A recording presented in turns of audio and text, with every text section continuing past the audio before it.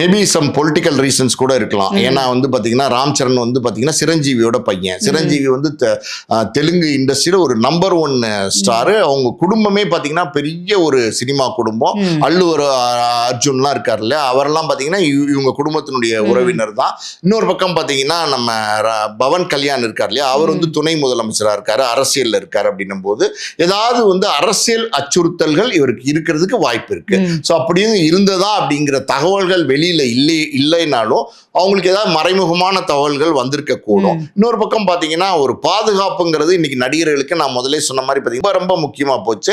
ஏன்னா வந்து இன்னைக்கு எங்கேயுமே போக முடியல. ஒரு கிரௌட்ல அவங்க கலந்துக்க வேண்டிய ஒரு கட்டாயம் இருக்கு. இப்போ ஒரு ஆடியோ ஃபங்க்ஷனு இல்லை ஒரு ப்ரொமோஷனல் ஃபங்க்ஷன் அப்படின்னா அந்த கிரௌட்ல அவங்க வந்து தான் ஆகணும். ஆனா வந்து வரும்போது ரசிகர்கள் வந்து சும்மா இருக்கிறது கிடையாது. எப்படியாவது வந்து நடிகனை வந்து தொட்டுறணும், கட்டி பிடிச்சிடணும், கையாவது கொடுத்துடணும், ஒரு வார்த்தை பேசிடணும், ஒரு செல்ஃபி எடுத்துடணும் அப்படின்னு நினைக்கிறாங்க.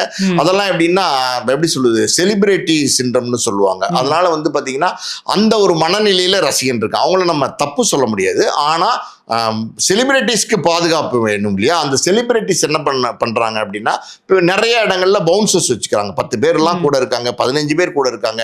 ஏன் நம்ம முதலமைச்சர் விஜய் அவர்களுக்கு அவர் பிரச்சாரத்துக்குலாம் போகும்போது, அரசியல் இன்னைக்கு முதலமைச்சர் ஆயிட்டாரு, இதுக்கு முன்னாடி எத்தனை பவுன்சர்ஸ் கூட வந்ததெல்லாம் நம்ம பார்த்தோம். எவ்வளவு பாதுகாப்பு கொடுத்தாலும் எப்படியாவது வந்து ரசிகர்களை வந்து விஜய் அவர்களை நெருங்கணும்னு ட்ரை பண்ணதையெல்லாம் நம்ம பார்த்தோம் இல்லையா. அந்த மாதிரி தான் இன்னைக்கு நடிகர்களை வந்து எப்படியாவது அப்ரோச் பண்ணிடணும், நெருங்கிடணும்னு நினைக்கிறாங்க.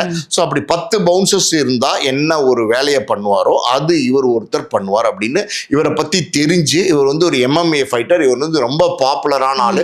நிறைய வீடியோஸ் வந்து இவருடைய வீடியோஸ் வந்து சோஷியல் மீடியால இருக்கு. நிறைய ஷார்ட்ஸ் இருக்கு. இவர் எக்ஸசைஸ் பண்றது, இவர் ஃபைட்டிங் பண்றது, பாக்ஸிங் பண்றது எல்லாமே இருக்கு.